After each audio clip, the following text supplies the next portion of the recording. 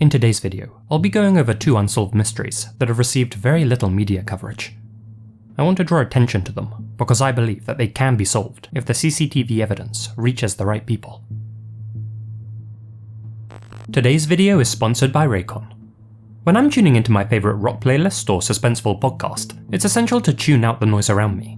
And that's why I'm excited to share that Raycon's everyday earbuds just got better, with the upgraded models now featuring active noise cancellation. They block out background noise like no other earbuds on the market, and cost a fraction of the other premium audio brands. The enhanced everyday earbuds bring you all the features you love about Raycons, and more. They now come with an ergonomic design and multi-point connectivity, allowing you to pair with 2 devices simultaneously. They're available in a range of vibrant new colours too. Personally, I opted for black and got a stylish protective case with an ocean waves design. This lightweight case is wireless charging compatible, so your earbuds stay juiced and protected. Speaking of charge, the everyday earbuds have a 32-hour battery life and now come with a new quick charge function. Just 10 minutes of charging yields 90 minutes of battery. I've tried other earbuds, but these are my go-to pair for everyday use because those features are just so convenient. If they sound good to you too, click the link in the description box or go to buyraycon.com/masquerade to get 15% off your Raycon purchase, plus free shipping.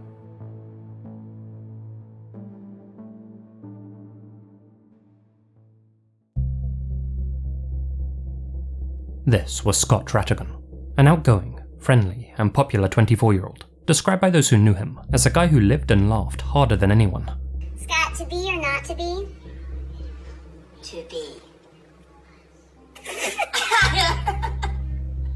A lifelong sportsman who grew up playing football and lacrosse in Gainesville, Virginia, Scott was both athletic and intelligent, having earned a degree in business management from Radford University. Always driven to succeed, he even became vice president of the Sigma Chi fraternity there. In 2018, Scott finished college and relocated to Arlington, a short drive from his hometown. There, he moved into a 2-bedroom apartment with his sister, located in the East Tower of Ava Bolston Square, an upscale complex that was home to almost 1,000 residents, mostly young professionals who worked in and around the densely populated business district. In June 2018, Scott worked briefly as a recruiter for Insight Global, and then, in March 2019, landed himself a well-paying job as an account executive at Konica Minolta Business Solutions, a company with offices in 49 countries worldwide that specialize in manufacturing laser printers, copiers, and other industrial imaging products. Scott's branch was situated just over the Potomac River in the national capital, Washington, D.C. For a recent graduate, Scott was already living a particularly comfortable life. He was financially secure, had a broad social circle, and was still dating his longtime high school girlfriend. Although they'd been on and off over the course of their almost 10-year relationship, as couples who meet early in life often are, by the time Scott moved to Arlington, they were very much committed to each other and had a good relationship. On the morning of Friday, January 17th, 2020, Scott and his sister chatted over their morning coffee, as they always did. It was then that Scott reminded his sister he was taking the day off. It was going to be a long weekend, with Monday being Martin Luther King Day, and Scott wanted to maximize his break. After finishing breakfast, Scott's sister set off for work as per usual. What Scott planned to get up to during his day off remains unknown, though it's believed he had made plans with his sister and some guests for later that evening. At 5 p.m, Scott's sister returned to their high-rise apartment. Upon entering the residence, she was immediately hit by the smell of a cleaning solution. Nothing appeared out of place though, aside from the fact that Scott was nowhere to be seen. Concerned she couldn't get a hold of her brother, she made her way into Scott's bedroom 20 to 29 minutes later to see if he was asleep. There, she discovered Scott completely unresponsive in his bed. At 5:29 p.m, Scott's sister called 911 and a dispatcher summoned help. It's going to be for a 24-year-old male with blood coming from his mouth, hands, and neck. No weapons were seen. There are a total of 4 people in the apartment. Also noted that it smells like bleach. As mentioned by the operator, there were 4 people inside the apartment total when the call was placed. One was, of course, Scott's sister, and though I've seen conflicting reports, it's believed the other 3 were her friends. None of them are considered suspects.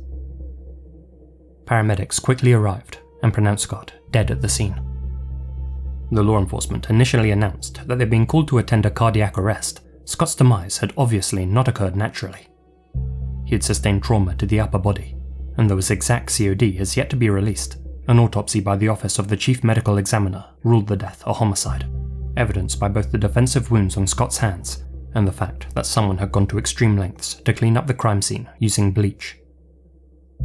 Other than the killer's DNA and weapon, nothing was reported missing from Scott's apartment, and all of his valuables were accounted for, including his mobile phone.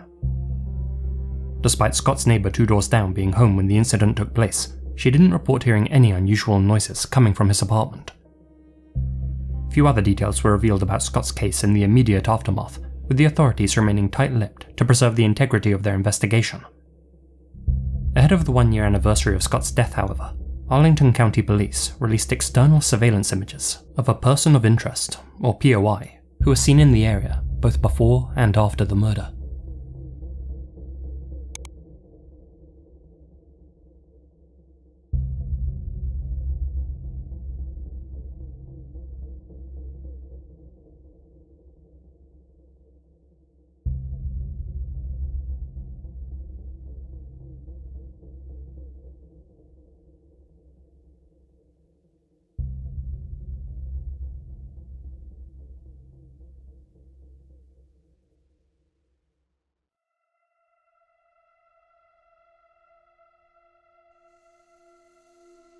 The ACPD actually released these videos out of order, but I've ordered them chronologically here.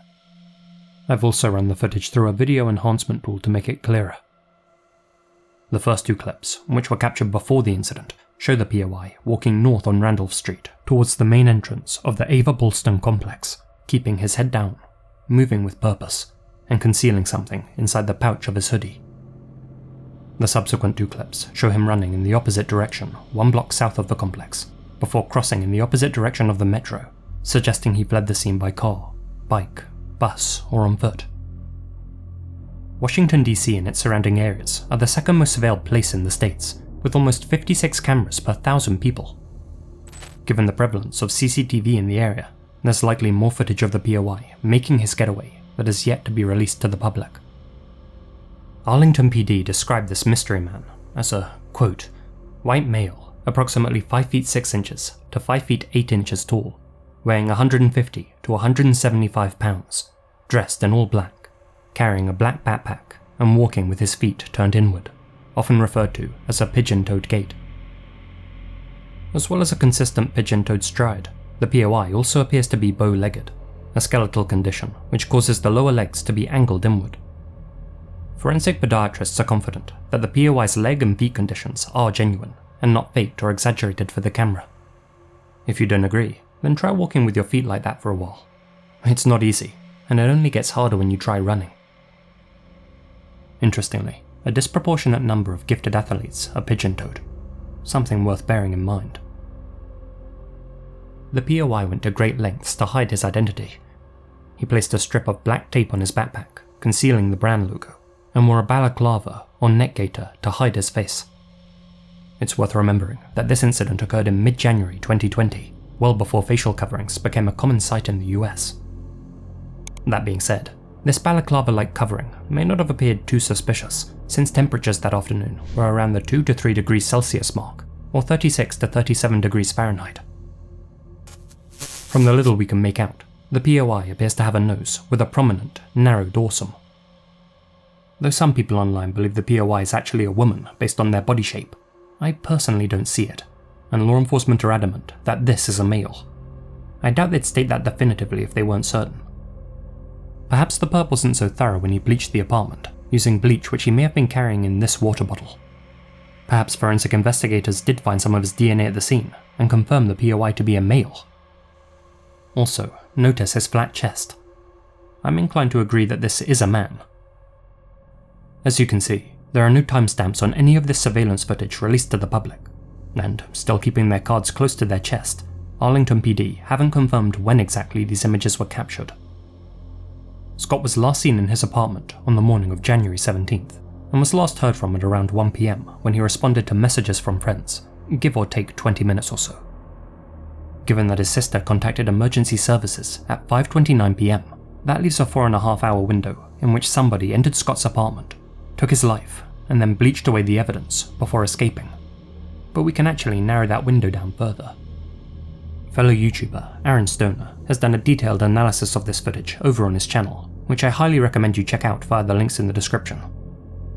Using the direction of the shadows in these images as a guide, and calculating the angle of the sun throughout the day on January 17th, 2020, he estimates that the hooded figure was seen making his way towards Scott's complex between 10:31 and 11:31 am, and was seen fleeing between 12:40 and 12:50 pm. If correct, that means one of three things. That Scott's friends were wrong about the last time they've been in contact with him, that this man has mistakenly been singled out as a person of interest, or, most chillingly, that the killer used his victim's phone to text his friends shortly before leaving the apartment. Users on websleuths.com have made some interesting observations about the POI's attire. His entire ninja-like outfit was made up of branded items. Though the suspect covered the logo on his backpack with duct tape, it's since been identified as the popular North Face Recon, perhaps one with a custom logo worth concealing. It's not uncommon for employers at three-letter companies to provide their staff with bags and other items with company logos, for instance. Similarly, the suspect's hoodie is also likely from North Face. His shoes appear to be Nike Freeruns with the signature swoosh blacked out, and his gloves are from Under Armour. All of his clothes appear to be in good or even mint condition, with the soles of his shoes being completely clean and there being no visible marks on the rest of his stealth kit. In total, this outfit would have easily cost him more than $500, and it's entirely possible that he had replicas in his backpack to change into before leaving the apartment, a theory supported by these two stills. The one on the left shows the POI before the attack, and the one on the right after. Notice how the black patch on his left shoe disappears.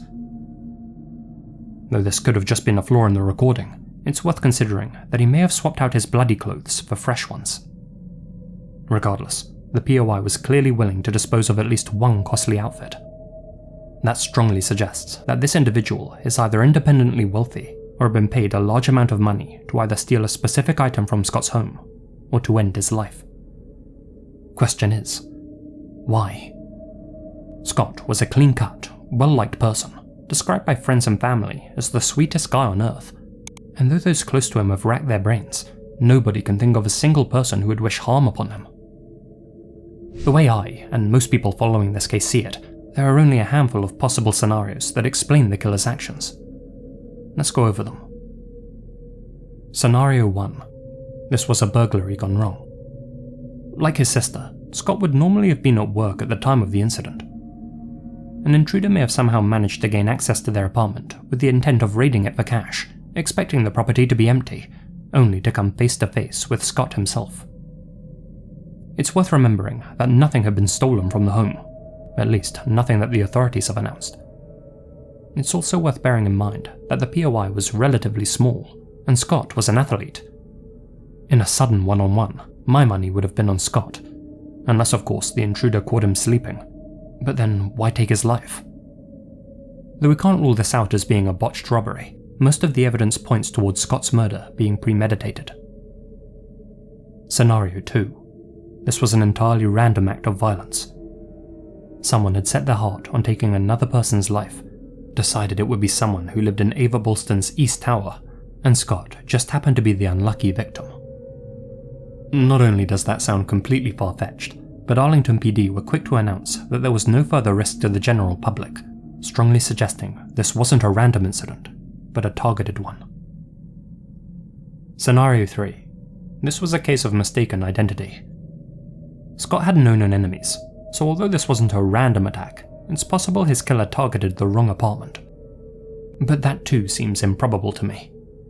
Even if the suspect was a paid hitman who had never met Scott, they had obviously spent days, weeks, or perhaps even months planning this job. Their actions that afternoon convinced me that whoever took Scott's life was both competent and well prepared. I don't believe they'd make such a schoolboy error. Given that a directory machine with each resident's name and door number was also accessible in the building's front vestibule, it's even more unlikely that he would have confused Scott with someone else. I'm also inclined to believe that this attack was personal and was carried out by someone who knew Scott, or had gotten to know him. Someone who wouldn't mistake him for anyone else. Which brings us to the main working hypothesis. Scenario 4. Scott did have an enemy. one who wanted him out of the picture. A love rival, a business rival, someone from Scott's past, someone who held a grudge, someone that not even his closest friends and family knew about, perhaps even someone interested in his girlfriend. Whoever it was though, they knew that Scott was home alone that afternoon and seized that opportunity to take his life. But unless Scott had divulged that he was taking the 17th off well in advance, it seems improbable that the POI would have been so well prepared. And this guy was most certainly ready to roll that morning, given his clothes, confidence, and knowledge of the building's layout. They knew Scott was taking that Friday off at least a few days in advance, and so must have either been close with Scott or one of Scott's co-workers or friends, or had access to his company's shift calendar. Whichever scenario you subscribe to, the killer would have still needed to gain access to both the Ava Bulston complex and Scott's apartment. According to numerous anecdotal reports I've read online, despite being a luxury apartment complex with high rental prices, security at Ava Bulston Square was extremely lax around the time of Scott's slaying. There weren't any cameras above the ground floor, and even those were down on the day of the incident due to refurbishments. The entrances do require a fob to gain access, but according to residents, it's a huge building with a constant stream of people going in and out. Piggybacking in would have been extremely easy. Another fellow YouTuber, Sloan, demonstrated just how easy it still is to gain access to the building as a non-resident.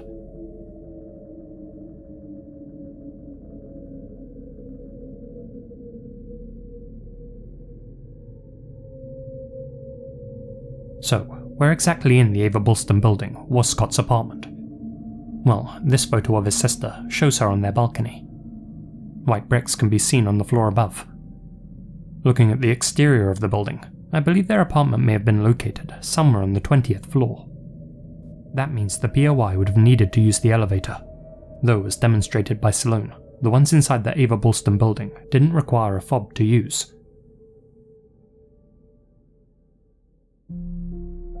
It's clear that entering the Ava Bulston building wouldn't have been a challenge for the perpetrator, but we still need to consider how he got inside Scott's apartment.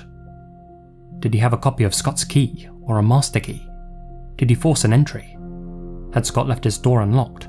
Or did Scott willingly open the door? Perhaps the POI removed his mask at the door, and Scott recognized him through the peephole as someone he trusted. Someone who caught him off guard inside. Perhaps Scott had invited someone over while he had the apartment to himself, and opened the door for an expected guest. Who that may have been is the subject of much speculation. If they were a close friend, or even a known acquaintance of Scott's, surely they would have been identified by now. Some have speculated whether there was an aspect of Scott's life which he kept secret from even those closest to him. But though there are rumours floating around online that this POI may have been a dealer of some sort paying a home visit, there's absolutely no evidence that Scott was involved in anything shady or sordid, and his father has specifically stated that Scott's case is not drug-related. In one of Scott's friends' words, Scott was not a druggie, and he did not deal drugs either.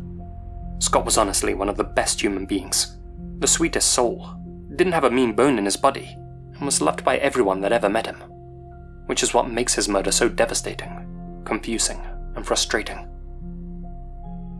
So, who had an incentive to kill Scott? An inoffensive white-collar worker who lived a low-risk lifestyle and who got along with everyone. That's what we need to find out. To review the profile of our suspect, we're looking for an affluent, intelligent, and athletic Caucasian male familiar with Bulston, Arlington, who stands around 5'6" and 5'8", who weighed around 150 to 175 pounds at the time, who walks with a pigeon-toed gait, who has or had a penchant for North Face products, and whose whereabouts are unaccounted for on the early afternoon of Friday, January 17th, 2020. And yet, despite possessing so many distinctive characteristics, the killer's identity, and by extension, their motive, remains unknown. That's likely because this case received so little media coverage, overshadowed by global events that occurred shortly after, and because the authorities took a full year to release this footage to the public.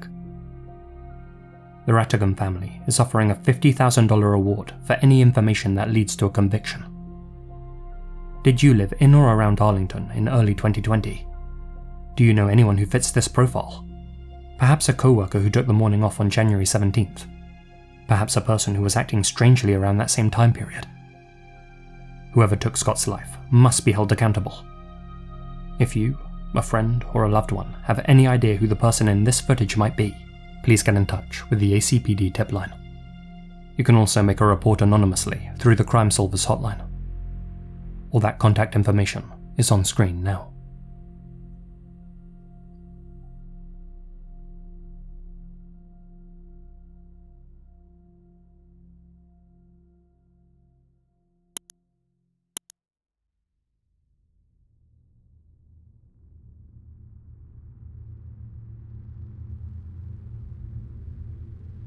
This is South Ogden, a small city in Weber County, Utah. Situated in a residential neighborhood, just a 4-minute drive from the busy thoroughfare of Washington Boulevard, is 3636 Ogden Avenue. Back in 2016, the residence was home to 24-year-old construction worker Cyle Van Komen. Described as a free spirit with a fierce loyalty to family and friends, Cyle was a charismatic and authentic young man who loved nothing more than spending time with the people he cared about most, exploring nature and indulging in his greatest passion, ice hockey. At the time, Cyle was renting 3636 with his brother Brock, their stepbrother, and their friend Jay. Known as something of a party palace by locals, the house had attracted police attention twice for noise offences, but for the most part, all of the tenants got along well with their neighbours, especially with the man who lived alone in 3630, their immediate neighbour, 61-year-old Kevin Nelson, a former local business owner and recent retiree who spent most of his time collecting records, playing guitar, and cheering on the Denver Broncos. Kevin would frequently visit the Van Komen brothers and co. to hang out and share nuggets of wisdom with the young whippersnappers next door, who all playfully referred to him as Grandpa Nelson. "I'm not that old, damn it," Kevin would retort. He and Cyle were especially close. Being a social guy himself, Kevin was well liked by all of the other residents on Ogden Avenue, respected for his kind heart and down-to-earth nature. December 9th, 2016 was a freezing cold day in Weber County, with temperatures dropping to -3 degrees Celsius, or about 27 degrees Fahrenheit. By the time the sun set, most people were keeping warm indoors, and at 7 PM, so were all 4 members of 3636 Ogden Avenue. I've read reports that a 5th person, B, was also at the house with them, though the sources are unclear whether he was also a tenant or if he was simply a friend visiting. Regardless, the temperature was low, but spirits in the house were high, and the boys agreed it was worth braving the cold to have some fun on a Friday night. After a few minutes of deliberation, the group decided to go bowling together, though before they set off, Brock and his stepbrother wanted to grab a bite to eat. Not having much disposable cash to begin with, and wanting to save the little they had for Christmas gifts, the pair opted to buy some Hot Pockets from a nearby store. They set off at 7:45 PM, leaving Cyle, Jay, and B behind at the house. Around that same time, Kevin Nelson was walking home after a get-together with some local friends. Hearing that his neighbours were inside 3636, Kevin wandered over and was duly welcomed inside by Cyle. What happened next is every sibling's worst nightmare. Brock and his stepbrother returned from the store just 10 minutes later, and somehow, in that brief window of time, all hell had broken loose inside 3636 Ogden Avenue. In the living room, they found their brother, Cyle, and their neighbour, Kevin, lying in pools of blood, both having been shot, one of them execution style. Their killer, or killers, were nowhere to be seen. Lying in the snow-laden backyard was 20-year-old Jay, whose name's been withheld for his security. He had been shot through the neck, but was still alive. Little information has been publicly revealed about B. He either managed to escape the scene or had left the house just before the slaughter began, but either way, the authorities don't consider him a suspect in the case. Help was summoned at 7:58 PM. Brock then called his father, Jerry John, and told him that Cyle was gone. Their father asked how he knew that. Brock replied, "Because he's in my arms." Medics arrived shortly thereafter and pronounced Cyle and Kevin DOA. Jay was rushed to a local hospital for treatment. That evening, police locked down the area around the crime scene, halting traffic in the neighborhood and conducting a door-to-door canvass for information. Surprisingly, none of their neighbors heard or saw anything. Officers searched neighboring yards throughout most of the night, expanding their search until the morning hours. Crime scene investigators remained on the property until Saturday evening, scouring each room for evidence. Several casings from a 9mm were collected for examination. A number of footprint impressions were identified, and a bloody fingerprint impression was found on the front door. Jay would thankfully make a full physical recovery, but told officers that he didn't recognize any of the intruders, nor had he ever heard any of their voices before. He did, however, describe how they had approached him while he was smoking outside in the backyard, catching him off guard just before they stormed the property. He recalled they were demanding money, and then everything went black. Investigators believe that at least one of the housemates, likely Cyle, was specifically targeted by these unknown assailants. They initially had a suspect in mind too, one who lived near the Van Komen household, but this individual had a watertight alibi. As mentioned, the Van Komen house had a reputation for being a party pad, and it was no secret that their friends would often go there to drink beer and smoke dope. This was never anything serious, and none of the housemates sold anything illicit, only indulged in it recreationally, but South Ogden PD knew that a potential tipster might be worried about coming forward because of that. If someone with information is reluctant to come forward because they participated in less serious offences, either at the home or with the victims, know that we are focused on homicide. Do not let concern about a prior potential offence keep you from coming forward. We're not concerned about it, and neither should you be. Despite their pleas for information though, few leads presented themselves. 4 days after the incident, the authorities released the most crucial and unsettling evidence that they had come across in a press release. 3 video clips captured from external security cameras around 3636 Ogden Avenue. The first piece of footage shows the 3 suspects lurking in the darkness outside the Van Komen household. Suspect 1 appears to be a tall and slim man, dressed in a light-coloured jacket, light pants, a hat, and what's been described as a paintball mask, with a duffel bag slung over his shoulder and a gun in his hand.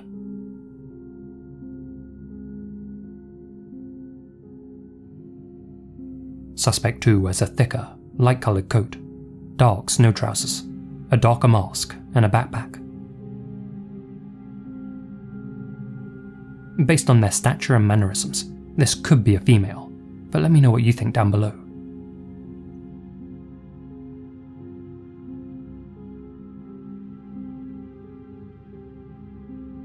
Suspect 3, seemingly another male, donned a darker outfit, a plastic mask, and what appears to be a light-coloured neck gaiter or equivalent covering.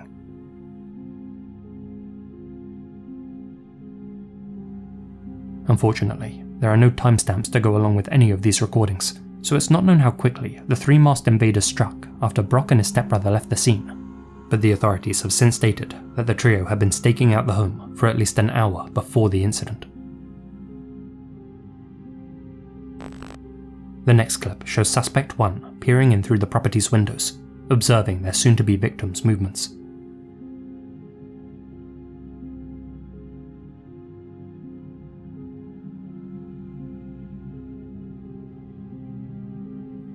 Suspect 2 joins Suspect 1.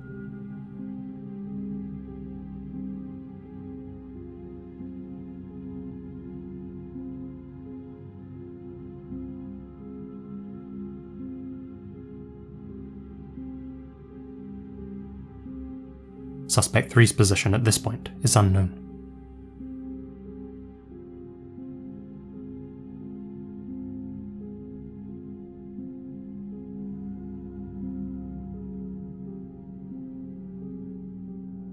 The 2 voyeurs make their way to the back of the property.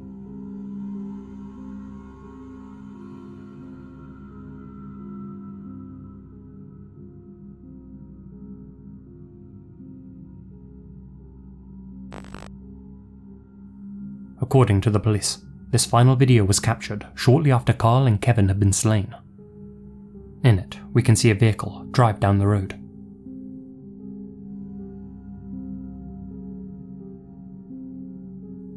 It's not clear whether this was Brock and his stepbrother returning from the store, a getaway vehicle for the suspects to escape in, or a vehicle unrelated to the case, but law enforcement opted to include it in their press release, so it may be significant.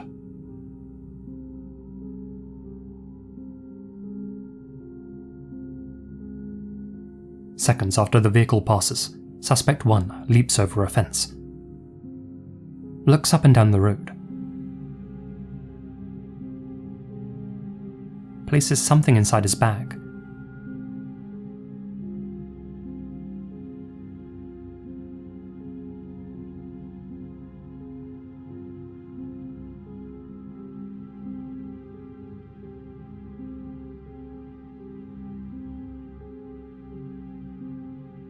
and jumps back over the fence the way he had come.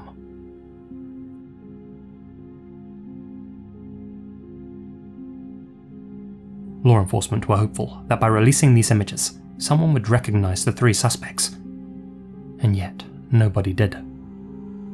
"It's frustrating that there's so much evidence, as we can't find them," said Carl's mother, Renee Finch, though she's also expressed her gratitude that Brock and his stepbrother were out at the time of the incident. "We're very thankful that we didn't lose all 3 of our boys that night." Since there are so few details about this case online, I'd like to try and analyse these clips in more detail. This is a satellite view of the area where the crime unfolded. Running horizontally along the bottom is Ogden Avenue, and horizontally along the top is Adams Avenue. 36th Street and 37th Street run perpendicular. Highlighted here is 3636 Ogden Avenue, aka the crime scene. Beside it is Kevin Nelson's property, 3630. According to online sources, the 3 videos were captured, in order, from Kevin's own security cameras. Looking at the first clip, camera 03 caught the suspects observing 3636 from behind a tree. I've seen a few people online suggest that this may have been one of these 2 trees, but that's demonstrably untrue. Not only is this area way too open, but you'll notice that the tree in the footage has a split in it, with one thick branch splitting off from the trunk. Neither of these trees are a match. It's more likely that they were observing their targets from this wooded area behind the 2 houses. This area would have offered them far more cover than any trees by the roadside, and it makes sense that Kevin would have placed a camera at the rear of his property for protection. Going back to our satellite view, you may be able to notice that there's a 200-metre dirt track that runs between the houses on Ogden Avenue's north side and Adams Avenue's south side. I believe the 3 suspects used this track to approach the property. There wouldn't have been any surveillance cameras along it. The track is also wide enough for a vehicle to drive through. They may have been dropped off at either side, or could have even parked their getaway vehicle somewhere along the track. Next, notice how long Suspect 1 stays in a crouch position, and then effortlessly gets up. Not only is he physically fit, but I believe that he and his accomplices were under 30 years old, probably closer to 20. Now look at his mask. Notice how the nose juts out. Ogden PD described this as a paintball mask, but I can't help but wonder whether it's a hockey mask. Given Carl's love for ice hockey, could this have been someone that he encountered on the rink? Camera 02's position is a lot more clear-cut. It was installed on the left side of Kevin Nelson's property. In fact, you can see it right here. Notice how the drainpipe juts out in front of the camera, as it does in the footage. The angle is also the same, focused on the right-hand side of 3636. In the footage, suspects 1 and 2 emerge from the back of the property, confirming, in my mind, that they were observing the house from the wooded area in the rear. Suspect 3 doesn't appear in the footage. He or she may have been the designated getaway driver and was waiting for the accomplices inside the vehicle. Jay also mentioned that he was held up by the intruders in the backyard area. Suspect 3 may have been holding Jay there, whilst 1 and 2 spied through the windows. The third clip shows Suspect 1 jumping a fence after the slings. The suspect's mask is clearly lifted up at this point and resting atop his head, giving us a very vague impression of his facial features. A very bold or very stupid move. I've enhanced a few stills here, and though it's difficult to make much out, the suspect appears to have a large or long nose.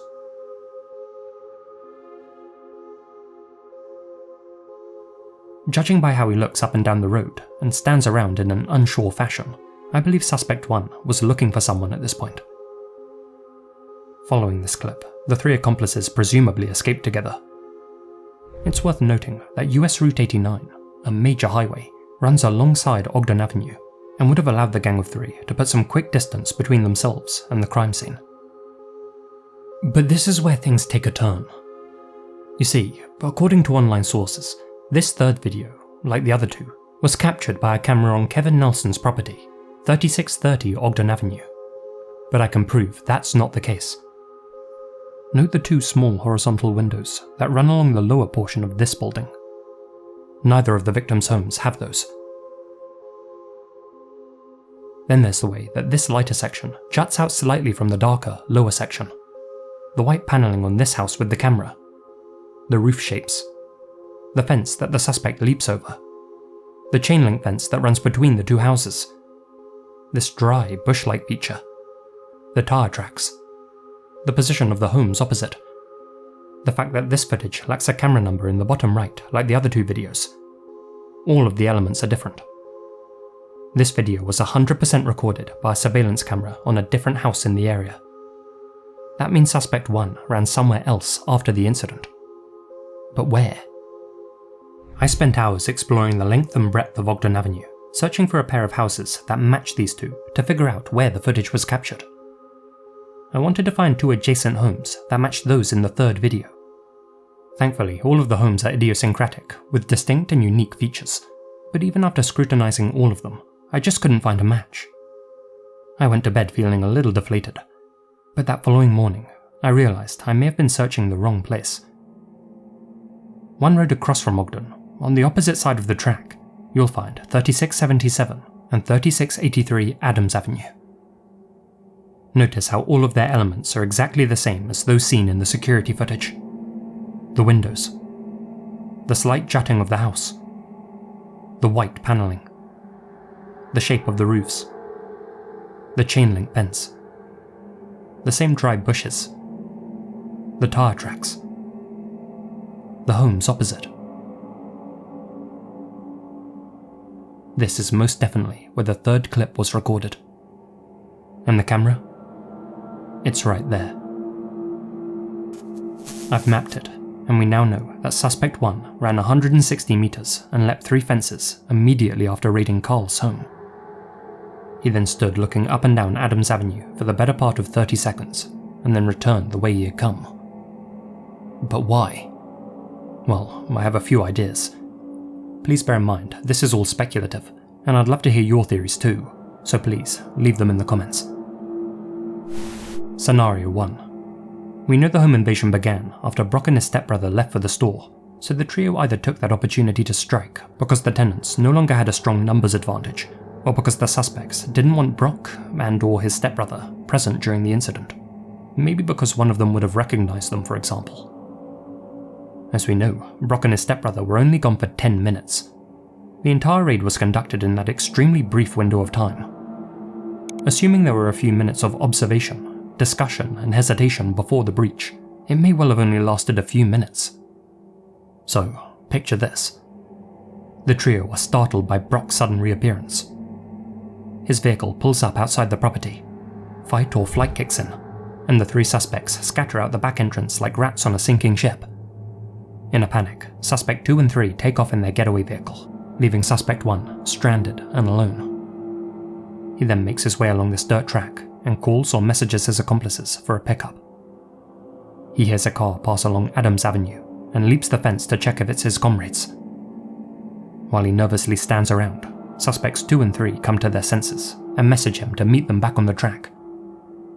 If correct, the vehicle in this footage may have been them returning to the west entrance of said track. In this scenario, Brock and his stepbrother missed the intruders by seconds. Scenario 2. The plan initially was just to hold Carl and his roommates up and steal their money, dope, or both. Inside though, something goes wrong. The tenants resist, or won't comply, or Kyle recognizes one of them, or nerves get the better of them. Whatever the reason, suspect 1 ends up shooting someone. In a panic, suspect 2 and 3 scatter, leaving suspect 1 to fend for himself. 1 finishes off the remaining victims, realizes he's been abandoned, and tries to make contact with his partners in crime. He's then picked up, or flees on foot. I personally do think it's possible that Carl tried to protect his friends, prompting someone to open fire.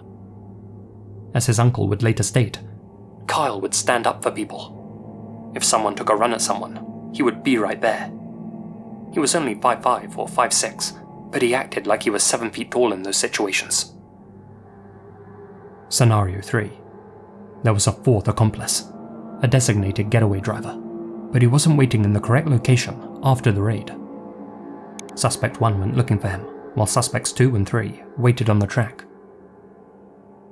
Scenario 4. The reports vary. Many of them mention B, the friend or other tenant, being present at 3636 when the raid occurred.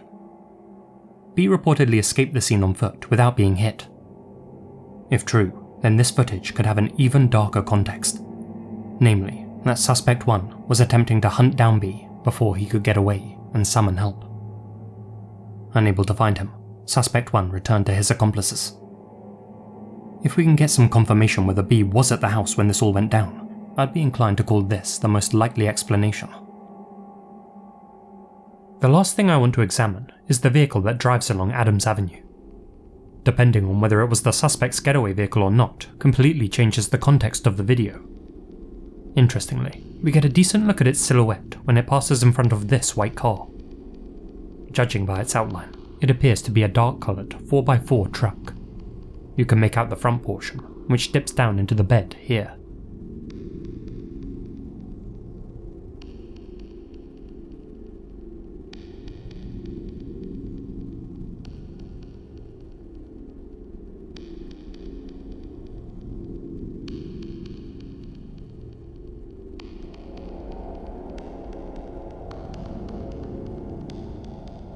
Revisiting the Van Komen household on Google Maps, we can see that in August 2015, a black or dark grey Nissan Titan was parked in their driveway.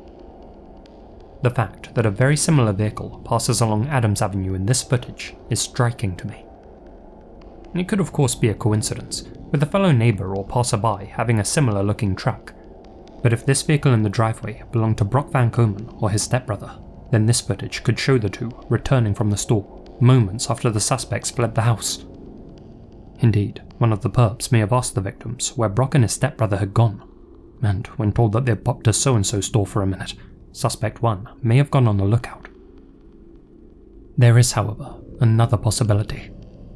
That the truck in this footage didn't belong to Brock or his stepbrother, but was the same one parked outside 3636 on Google Maps, making it the vehicle of one of the boys' friends, or former friends. Someone who'd come to visit them in August 2015. Someone who drove the getaway vehicle in December 2016. Perhaps the vehicle of one of these three. I'm just spitballing scenarios, as there's very little footage to work with and few theories being discussed online, but given that suspect 1 leapt the fence of a property so far from 3636, I'm confident that there was at least some confusion in the aftermath of the massacre. Unlike the POI in Scott Ratigan's case, I don't believe these people are particularly intelligent. They'd be in their 30s now, and I'd wager that in all that time, at least one of them has talked about this event to somebody, maybe bragged about how they robbed homes in the South Ogden area in their 20s. Unfortunately, the investigation into this case has stagnated, and the police are still hesitant to release more information to avoid compromising the case. Though Kevin Nelson was likely in the wrong place at the wrong time, investigators remain confident that the three perps knew either Carl Van Komen or one of his housemates, and were prepared to end their lives for material gain. They also believe that someone must know who they are, or at least have some information to share. If that's you, you've been silent for 7.5 years. It's time to speak up. You don't owe these people anything, but you do owe Carl and Kevin's families the truth. Help bring them closure by contacting the South Ogden PD. You can even do so anonymously at southogdencity.com. The information you share, however small, could be the lead detectives are waiting for. Prior to Carl's slaying, his father JJ would leave the family's porch light on until all of his younger children were home. Now they want it left on all the time for Kyle. To this day, they won't let us turn the light off, said JJ. So I'm hoping that once this is solved, that porch light can be turned off.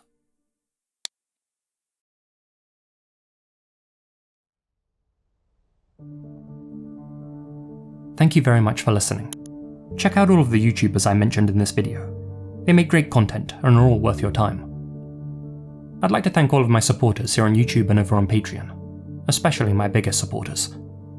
George Lopez, Holly Lyons, ModestBulbasaur, Alana Pons, asiamina, Azrael Warakai, Chief Cochuaque, Colin Monsma, Louthan, Wewzow, FansrusPupperus, Farewelltattoosjaxfl, Gina Valera, Hamish, Biluck, Misty Blue Longi, Peter Loggerich, TNS Mum, Terry Ford, Hamish K, LJB, Nefus 1988, and Itai Alon. Thank you so much for your continued support.